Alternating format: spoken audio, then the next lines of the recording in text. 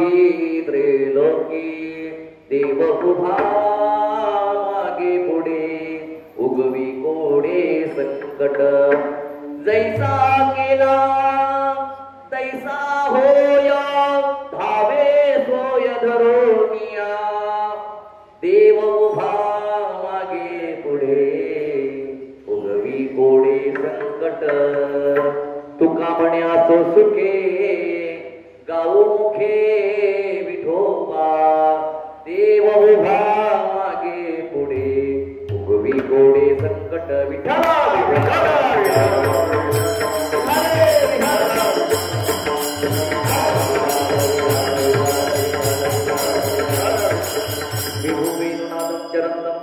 स्वयं लीलया गोपवेशं नदानं गवारुन्दकानन्दनं चारुहासं प्रवर्मलिङ्गं भजे पाण्डुरङ्गं पाण्डुरङ्गा करो प्रथमानवान् पाण्डुरङ्गा करो प्रथमान् पाण्डुरङ्गा करो प्रथमान्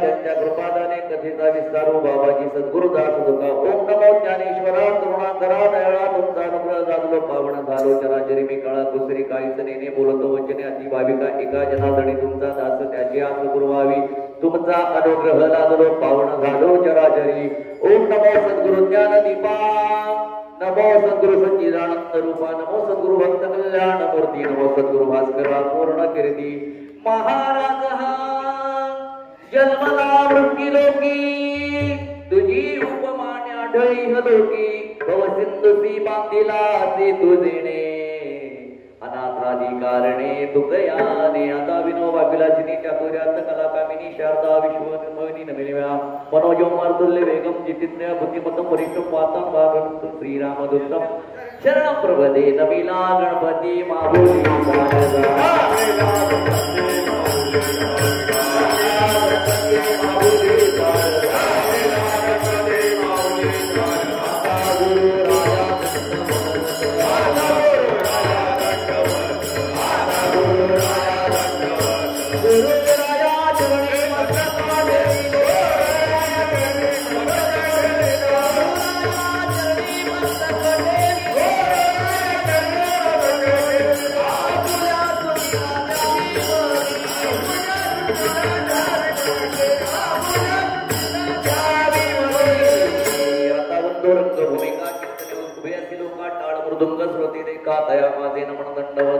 ऐसा नमन करुणी सकळा हरिकथा बोले बोबड्या बोला ज्ञान म्हणून बालका चालवी सकळा नामा म्हणे वचन ऐका कमळापती हे वचन ऐका कमळापती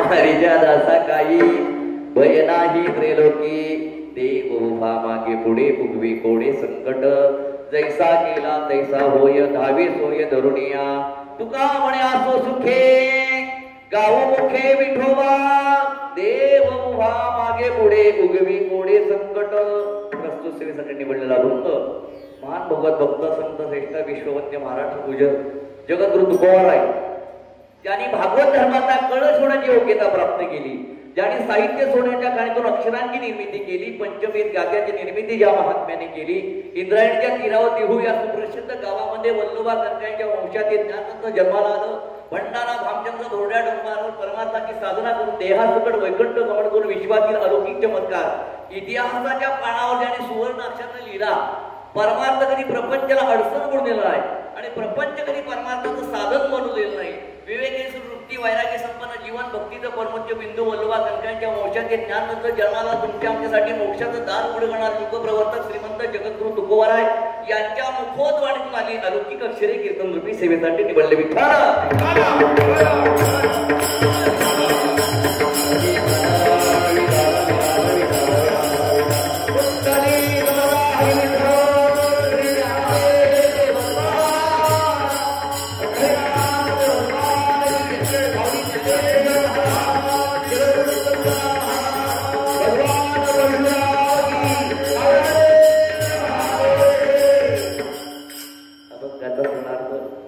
हे अल्पशा बुद्धीने सांगण्याचा प्रयत्न करणार आहे, बरोबर नाही. इथे सर्व ज्ञानी मंडळी, सर्व जी कीर्तनकार मंडळी या ठिकाणी उपस्थित आहेत. आमचे मोरे महाराज या ठिकाणी आहेत, आमचे मंगळबाबा आहेत या ठिकाणी, भाडिक महाराज आहेत, आमचे पवार महाराज आहेत, ही सगळी ज्ञानी मंडळी आहेत. आमचे साळी महाराज आहेत, सर्वांचे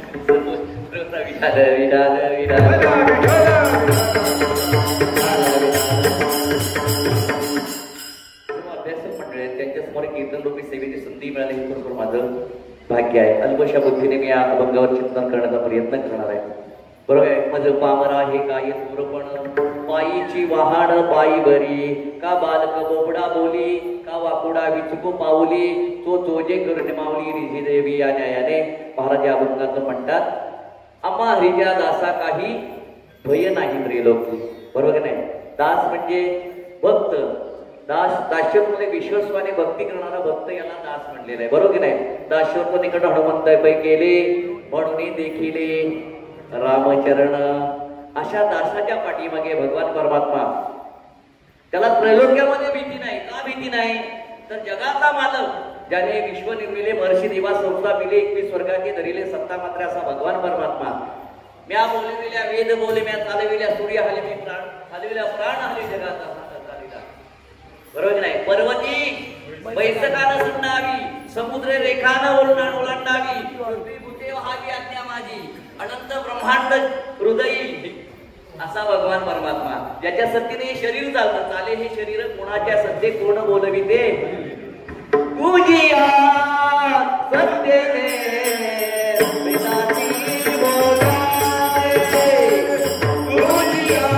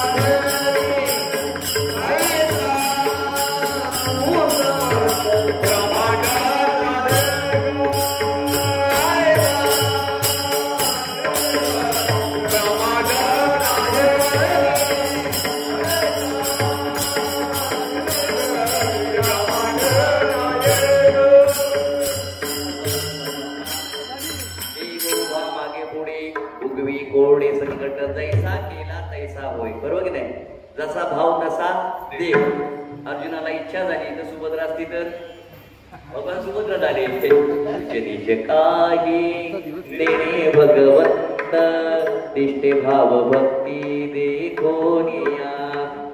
बरोबर ना. जैसा केला तैसा होय.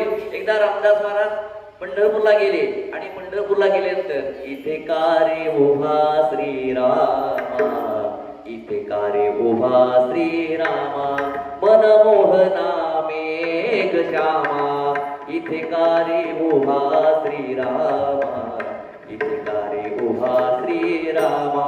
काय केली अयोध्या नगरी, इथे वसविली पंढरी. काय केले धनुष्यबाण, इथे कर्कटावरी ठेवून.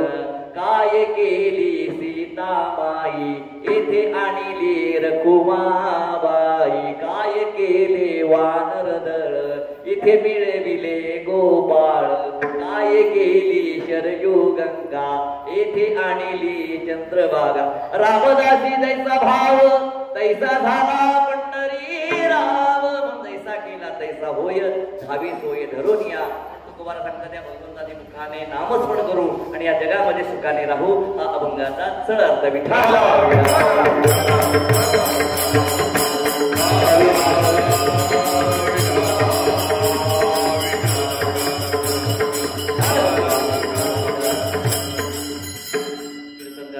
अल्पसा परिहार देणं हे उचित आहे. बरोबर नाही. कीर्तनकाराने परिहार देणं आपल्याला सर्वांना ज्ञात आहे. भगवान परशुरामाच्या पदस्पर्शाने पावन झालेल्या पुण्यभूमीमध्ये ग्रंथदार ज्ञानेश्वरी पारायण, अखंड हरिनाम सप्ताह, वैकुंठवासी हरिभक्त पारायण सद्गुरू ओळगे महाराज यांच्या उपाशीर्वादाने आणि सर्व व्यासपीठ चालक आमचे आदरणीय गुरु माऊली असतील, सर्व म्हणजे आपले यांचं नाव काय, सहस्त्री बाबा, सहस्त्र अभय महाराज सहस्त्र होते, किंवा आमचे नारायण महाराज आदरणीय नारायण महाराज पवार, तसेच आमचे महाडिक महाराज किंवा नवेले महाराज किंवा बाबू जावळे महाराज आणि यांच्या मार्गदर्शनाने चालू असणारा हा अखंड हरिनाम सप्ताह. आणि या सप्ताहामध्ये आजची कीर्तनप्रभी सेवेची संधी मला प्राप्त झाली. खरोखर माझं भाग्य आहे. भाग्याचा उदय ते हे जोडी संत पाय, पुण्य पळले बहुत दिवसा, भाग्य उदयाचा ठसा, झालो सन्मुख जातो कैसा संत चरण पावलो आज पिटले माझे गोडे भव दुःखाचे साकडे कोणा आटले पुढे परब्रह्म सावडे. आपल्यासारख्या साधू संतांचं दर्शन झालं हे माझ्यासाठी भाग्याचं आहे. आणि म्हणून या मंदिरामध्ये भगवान परशुरामाच्या या परशुरामाच्या मंदिराचं आपण पवित्र राखलं पाहिजे. तर मंदिर म्हणजे एखादं घर नाही. मी नेहमी सांगतो मंदिर म्हणजे एखादं घर नाही. मंदिर म्हणजे एखादी इमारत नव्हे. मंदिर म्हणजे ईश्वराच्या दिव्यत्वाचं साक्षात प्रतीक म्हणजे मंदिर. मंदिर म्हणजे समाजाचं अधिष्ठान, श्रद्धा, विश्वास, भाव यांचं प्रतीक म्हणजे मंदिर. मंदिर म्हणजे समाज प्रबोधन, जनजागरण, शिक्षण, संस्कार, नीती यांचं समन्वय म्हणजे मंदिर. मंदिर म्हणजे भगवान परमात्मा मनुष्याला जोडणारा दुवा म्हणजे मंदिर. मंदिर म्हणजे येलो बोलो जीवनाचा भक्ती सेतू म्हणजे मंदिर. म म्हणजे मंगल, दी म्हणजे दिव्य आणि र म्हणजे रम्य. मांगल्यता, दिव्यता, रम्यता वास करत त्याला मंदिर म्हणतात. विठाल विठाल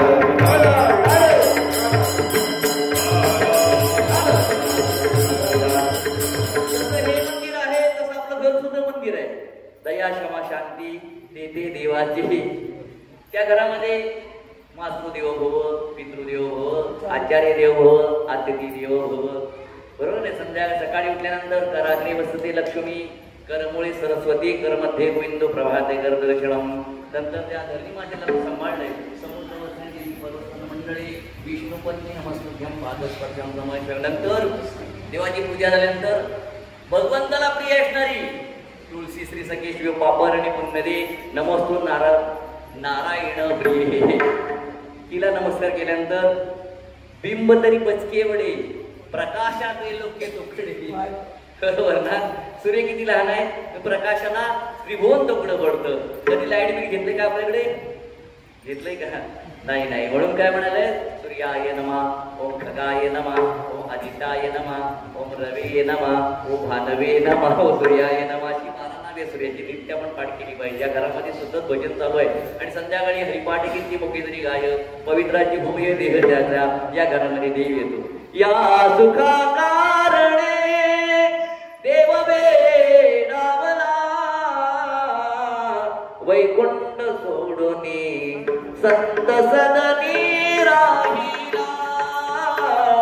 वैकुंठ सोडूनी संत सदनी राहिला.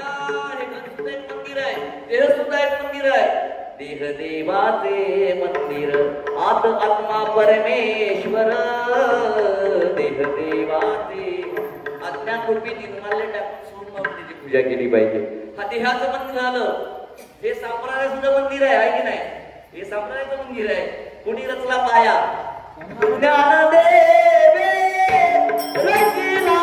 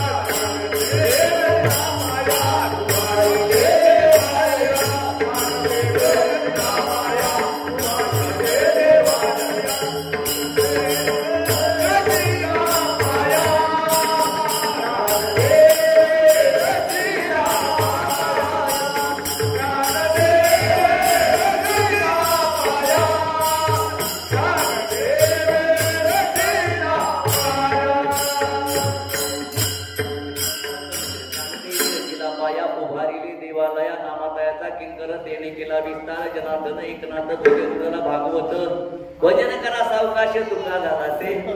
हे संतांचं मंदिर संप्रदाय सुद्धा एक मंदिर आहे. माऊली संत सांप्रदायिक मंदिर. तसा आता धनुर्धरा तळी दाटोणी गाडोरा वरी गुरुभक्तीचा पुरा प्रसाद झाला. श्रवण इच्छेचा पुडा दारुचा सुद्धा उघडा वर कळच रोकडा अनिंद रत्नांचा.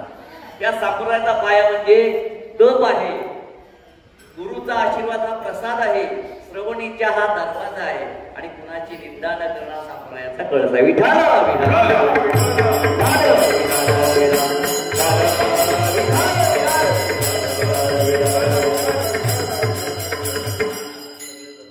श्रद्धेने विश्वासाने सेवा करता करू नाही. विश्वास फार महत्वाचा आहे. देहाला जशी श्वासाची गरज आहे देव मिळाला विश्वासाची. श्वास संपला देह विश्वास संपला देव मिळालं साधन संपलं. बरोबर की नाही. आरसा आपल्याला खोटं बोलू देत नाही. ज्ञान आपल्याला घाबरू देत नाही.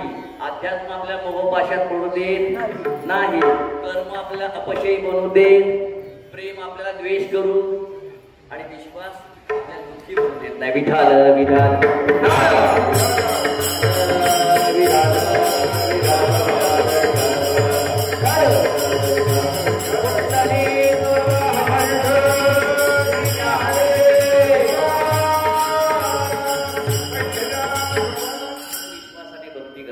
बरोबर की नाही. ते करायला पाहिजे का. भक्ती करायला पाहिजे. करायला पाहिजे का. काय नाही गेली तर भक्ती विना पशु कशाची वाडीला आठवीने नेला नाही कैसा. बरोबर की नाही. अहो माऊली ज्ञानेश्वर आपली जगाची आई माऊली सुद्धा रागावते. माझी या भक्ती विना जळवते जी आले पण आघा पृथ्वीवर पाषाण नसते ती गाय. दगड नाही त्या पृथ्वीवर. कोण म्हणते. माऊली म्हणते. तुकोबारा त्याच्या पुढे म्हणतात आता तरी पुढे डोळे तरी अद्यापी नकडे मातीच्या खोडे दगड आला पडतात. बरोबर की नाही. आणि भक्ती केली तर जाणे भक्तीचा जिवाळा तोची दैवाचा पुतळा. बरोबर. आणि भक्ती कशी केली पाहिजे. भक्ती कशी केली पाहिजे. भक्ती जेव्हा भुके शिरते तेव्हा उपवास घडतो. भक्ती जेव्हा प्रवासाला निघते यात्रा होते. भक्ती पाण्यात शिरते तीर्थ होतं. भक्ती जेव्हा संगीतात शिरते भजन कीर्तन होते. भक्ती जेव्हा लोकसंगीतात शिरते भारूड होतं. भक्ती जेव्हा घरात शिरते तेव्हा घराचं मंदिर होतं. भक्ती जेव्हा माणसात शिरते माणुसकी निर्माण होते. आणि भक्ती जेव्हा कृती शिरते तेव्हा खरी भक्ती होते. विठाल विठाल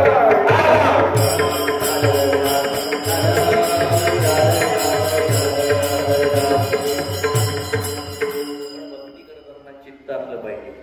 नाही निर्मळ जीवन काय करील साबण. किती वंचितला साबण असेल पाणी गळून असेल कपडे स्वच्छ होतील का.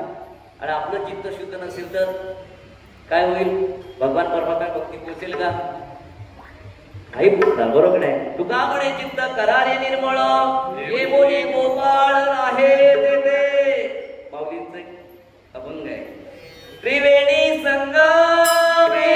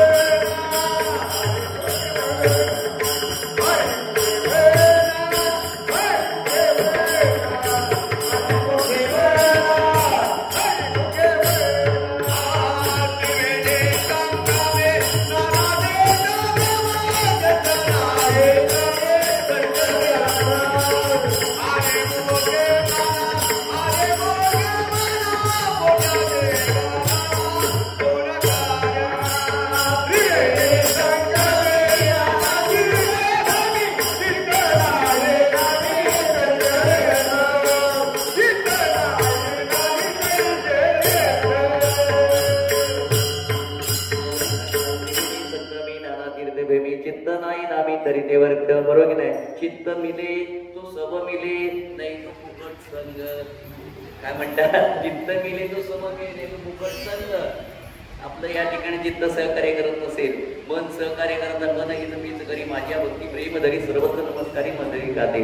मन सहकार्य करत नसेल, चित्त सहकार्य करत नसेल तर तुम्हाला भजनाचा संघ होऊ दे, कीर्तनाचा संघ होऊ दे, ज्ञानेश्वरी वाचनाचा संघ होऊ दे, काकडाचा संघ होऊ दे, कीर्तन करण्याचा संघ होऊ दे, ते सगळं फुकट. एक उदाहरण आपण सांगतो याच्यातलं रामायणातलं. प्रभू रामचंद्राने लंकेवर विजय मिळवल्यानंतर प्रभू रामचंद्र अयोध्येमध्ये आले आणि अयोध्येमध्ये आल्यानंतर लक्ष्मणाने विचारलं, दादा आपण रावणाला म्हणून विजय मिळवला, पण त्याच्यामध्ये जास्त कोणी सहकार्य केलं असेल, आपल्याला मदत कोणी केली असेल वानरांनी केली, पण त्यांना आपण जरा श्रम परिहाराकरता अयोध्येमध्ये बोलूया. म्हणतात चालेल तर बोलूया.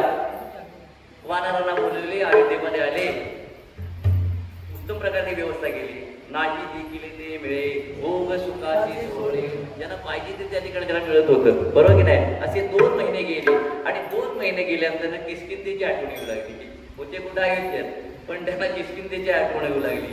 प्रभू रामचंद्राने बोलावले, नळ नाळून संपून त्या सर्वांना बोलवलं आणि म्हणाले, आता तुम्ही आपल्या घरी गेलात तरी चालेल. लक्ष्मण म्हणाला, दादा हे काय बरोबर आहे का? आत्ता 2 महिने झाले आणि त्यांना जा म्हणून सांगताय, मला कळत नाही का? प्रभू रामचंद्र मला कळत नाही का? मग तुम्ही का जा म्हणा? त्याचं असं उत्तर आहे, हे म्हणाले शरीराने इथे आहेत पण मनाने किष्किंधेत आहेत. पण आपण सर्व शरीराने इथे आहोत आणि मनाने जर म्हणलं टायमिंग लक्ष असेल तर उपयोग नाही ना. तू कोणाचा अभंग आहे, जवळी नाही चित्त काही मांडी येले प्रेत, काही मांडी येले प्रेत. आणि म्हणून सेवा करत असताना चित्त एकाग्रता करून भगवंताची सेवा केली पाहिजे. म्हणून सर्वांनी एकदा भगवंताचं भजन कुंडलिक वरदान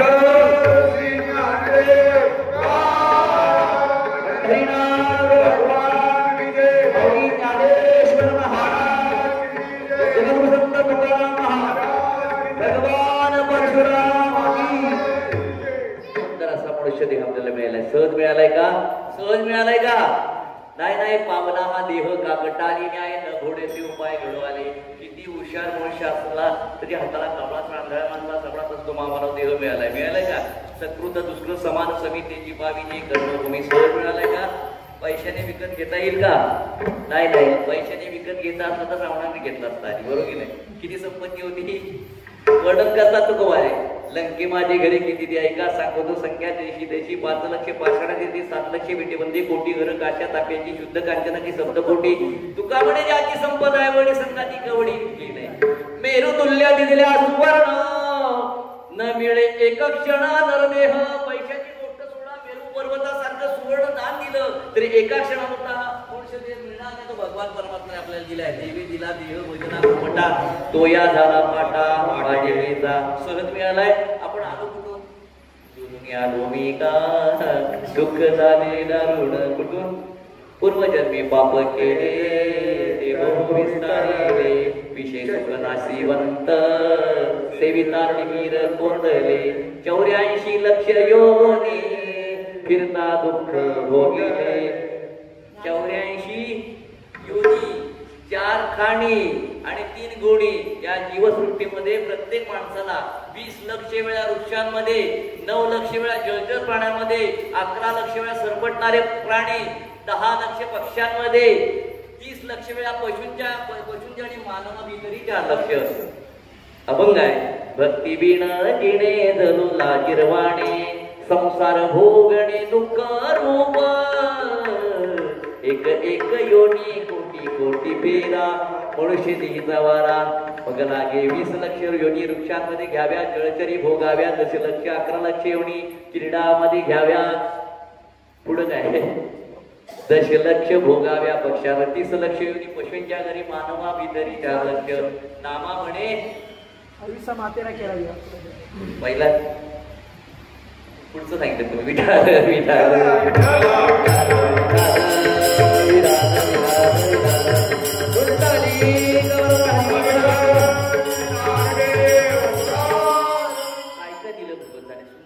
दिला.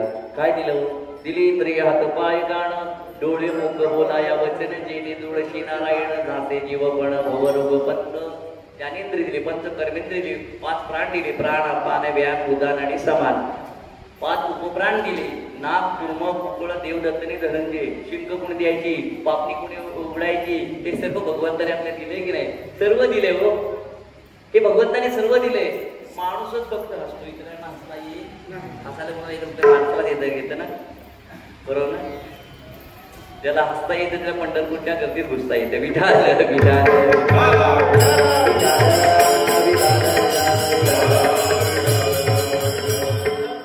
मोकळ्या मनाचा, बरोबर, खळखळ मोकळ्या सुंदर असा मनुष्य देह दिलाय, आपण सर्वांनी खळखळून हसलं पाहिजे, बरोबर की नाही? हसायला पाहिजे ना, का नको? हसायला पाहिजे. आणि सावळा मनुष्य असेल, त्याच्या चेहऱ्यावर जर हास्य असेल तर किती आनंद होतो. त्याच्या विरुद्ध एक देखणा मनुष्य आहे आणि कपाळाला आटे असेल तर पाहून दुःख वाटतं की नाही? भगवंताच्या सुद्धा चेहऱ्यावर हास्य आहे, बरोबर की नाही? सदैव देवरा संविठला चिंतयामी गवारुंद कासम चारू आसन, बरोबर नाही? कारू म्हणजे हास्य, भगवंताच्या चेहऱ्यावर सुद्धा हास्य आहे. भगवान प्रभू रामचंद्र वनवासात निघाले, सर्व प्रजा रडते आणि प्रभू रामचंद्र हसतायत. लोकांनी विचारलं, एवढं दुःख, 14 वर्ष वनवासात निघाला आणि तुम्ही हसत जाताय? त्याचं उत्तर दिले प्रभू रामचंद्रांनी. काय म्हणाले? मी म्हणाले, वडिलांना वचन दिले, अरे रडत गेलो तर काय म्हणते, मागे पाऊल रडू शकत नाही, पुढे पाऊल रडू शकत नाही. पुढे रावण म्हणेल मला मारायला राम रडका, वर पाऊल रडत नाही. सूर्य म्हणेल माझ्या वंशाचा राजा रडका, पण वर पाऊल रडू शकत नाही, खाली पाऊल रडू शकत नाही. सासूबाई म्हणतील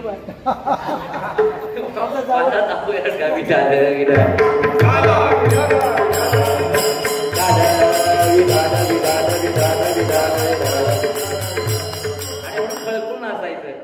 आपले ते एक महाराज सांगतात खळखळून हसायचं. आया बहिणीने माझं सांगणं खळखळून हसायचं. घरात लक्ष्मी नांदते, बरोबर की नाही? नवरा जगून आला, कष्ट करून आला, त्याची काय अपेक्षा असते? एक तांब्यावर जर पाणी दिलं तर त्यांना आनंद होतो, एक प्रॉडक्ट मिळाल्यासारखं वाटतं. तू ओढून जातो, पाणी आणतेस ना गं, पाणी आणतेस ना गं, पाणी आणतेस ना. मी काय म्हणाले, ते बसले ना, मी सुद्धा काम करते, अंड्यात भरलाय तू घ्या. आपण तो विदर्भात आत्महत्याकडे म्हणजे हंड्यात केली बरी. विठाल विठाल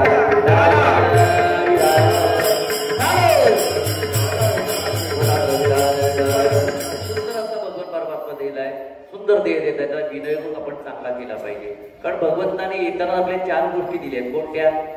आहार, निद्रा, भय आणि मैथून, बरोबर ना?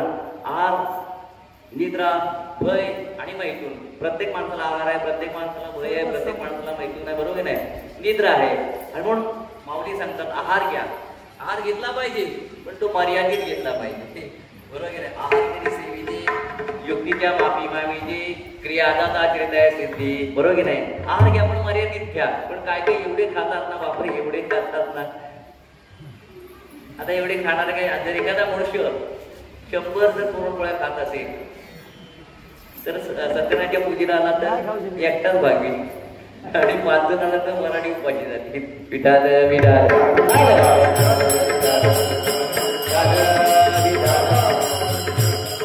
धर्मग्रंथामध्ये बकासूरला किती अन्न लागत होतं? गाडाभर अन्न, बरोबर की नाही? दुर्वास ऋषीला शस्त्रखंड्या, बरोबर की नाही? कुंभकर्ण जेव्हा जन्माला आजूबाजूच्या 4-5 बाया करल्या. मी नाही सांगितलं. भीमाला कोणी जेवायलाच बोलवत नव्हतं. का बोलवतं? विशेष खाणं होतं भीमाचं. रुक्मिणी आई साहेब म्हणाला भगवंताला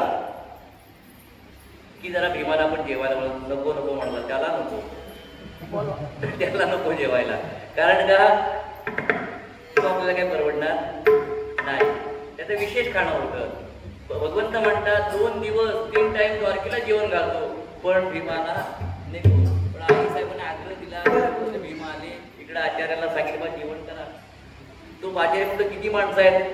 म्हटलं एकच आहे. मग एवढं ती भागवत नाही, म्हणून तुम्हाला काय करायचं? 4-5 वर्ष जास्त फुकट गेला तरी चालेल, पण आपली इज्जत गेली नाही पाहिजे. भगवंताने भीम एकत्र बसलेले आहेत, जेवण झालं. आई साहेब गेला, हात जोडला, म्हणतो चला जेवायला. देव म्हणले मला काय भूक नाही. मला म्हटलं भूक नाही, तर याच्याबरोबर जेवायला पाहिजे म्हणजे उपाशी उठावं लागेल. देव म्हणाले मला भूक नाही, भूक नाही, जेवायची भूक नाही.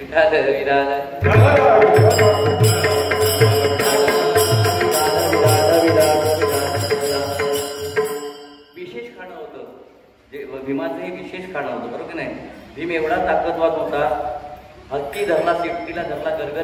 जर आकाशात फेकला तर परत खाली येईल, एवढी ताकद होती भीमामध्ये. पण त्यातलं वर्म कळलं पाहिजे खायचं, बरोबर की नाही? बरोबर की नाही? पूर्वीच्या काळामध्ये कसं होतं, खाण्यामध्ये पण म्हणजे अन्नामध्ये ते दोष आहेत. कष्टाने मिळवल्या अन्नातून आपण अन्न सेवन केलं पाहिजे, मिळवल्या पैशातून अन्न सेवन केलंय. शिळा का शिदोऱ्या दाटणे का धनंजया, माऊली म्हणतात पहिले पूर्वीच्या काळामध्ये शिदोरी घेऊन जायचं नाही, बरोबर बरोबर बरोबर शिदोरी घेऊन जायचे. आताची नव 25-30 वर्षापूर्वीची. आणि आता प्रत्येक ठिकाणी वडापावची दुकान आहे. कोण घरात काही नेतच नाही. 5-5 किलोने धाबा आहे. त्याच्यामुळे बुद्धीला बाधा येऊ लागलेला आहे. त्याच्यामुळे बुद्धीला तो जेवण करणं सात्विक आहे, तामस आहे, राजस आहे याचा आपण काही विचारच करत नाही. करतो का विचार? त्याचा विचारच आपण करत नाही आणि आपण खात जातो. माऊली सांगतात ना, आहार तरी सेविजे युक्तीच्या मापे माविजे. सात्विक आहार घेतला तर अंतःकरण शुद्ध होतं. अंतःकरण शुद्ध झाले की बुद्धी निर्मळ होते. बुद्धी निर्मळ झाली मनातले संशय निघून जातात आणि मग मुक्ती मिळते. म्हणून आहार तरी सेविजे युक्तीच्या मापे माविजे या जाता आचरती तयाची सिद्धी. आहार घ्या म्हणून मर्यादित घेतला पाहिजे. मगध देशीचा राजा श्रोण अत्यंत विलासी जीवन जगत होता. पण त्याच्या सानिध्यामध्ये भगवान काय म्हणतात त्याला, भगवान गौतम बुद्ध, त्याच्या ह्याच्यामध्ये गौतम बुद्ध आले आणि गौतम बुद्धाने त्यांना अनुग्रह दिल्यानंतर तू एवढा तपश्चर्या संन्यासाला लाजवळ अशी तपश्चर्या करू लागला, एवढा उपवास करू लागला, उपवासाचा अतिरेक झाला आणि तो आजारी पडला. आणि आजारी पडल्यानंतर त्या ठिकाणी आजारपणामध्ये विना वाजवत होता. त्यात गौतम बुद्ध त्या ठिकाणी आले आणि म्हणाले, एवढं का तू तपश्चर्या करतो, एवढा का उपवास तपास करतोय, तुला काय मिळवायचं आहे? तुम्हाला निर्विकल्प समाधी पाहिजे. मला काय निर्विकल्प समाधी पाहिजे. अरे म्हण समाधी म्हणजे तणावर नसते, मनावर असते. आता तो विना वाजवतो ना, विना त्या विण्याच्या तारा जर सैल असला तर तो स्वरात वाजणार नाही आणि जास्त चालला तर तुटेल. म्हणजे आहार कसा पाहिजे, जास्त पण नको आणि कमी पण नको. विठाल विठाल विठाल.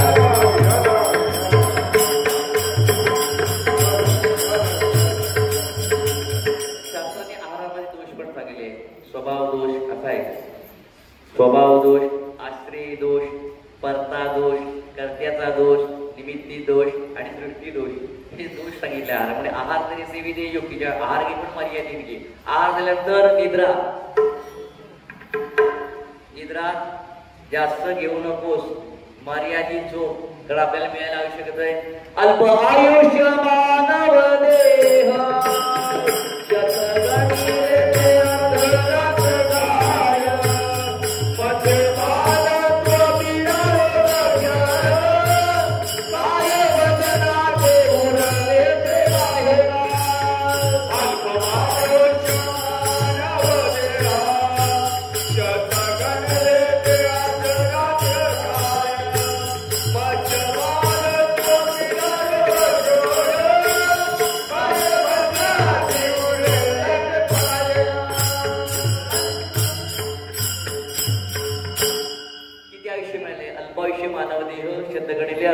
काय माते बन तुमिळा रोग क्षय काय बनना ते उरले बया 100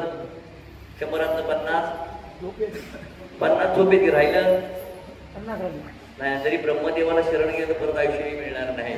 बरोबर माऊली सांगतात की ब्रह्मदेवाला जरी शोभी आहे, ब्रह्मदेवाला जरी शरण गेलं तर हा आयुष्य पुन्हा मिळणार नाही. एक दृष्टांत आपल्याला सांगतो. एक श्रीमंत होता, खूप संपत्ती होती, 5 लाख त्याच्याकडे होती, पण पत्नी आधी वारली होती आणि त्याला विठाल विठाल विठाल विठाल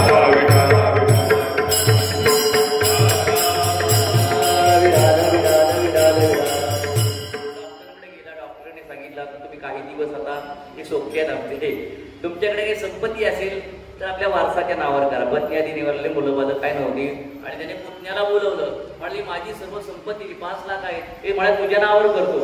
कोणाच्या तुझ्या नावावर करतो, कारण जर नाही गेले तर सरकार जमा होईल. पुतण्या लगेच गेला, वकिलाकडे गेला, वारसपत्र तयार केलं आणि हॉस्पिटलमध्ये आला. हॉस्पिटलमध्ये आल्यानंतर आपल्या काकांच्या जवळ गेला, हात लावला तर काका गार पडले होते. डॉक्टर या तपासा. डॉक्टरनी तपासले, म्हणून तुमचे काका संपले. डॉक्टर म्हणून असं काहीतरी इंजेक्शन द्या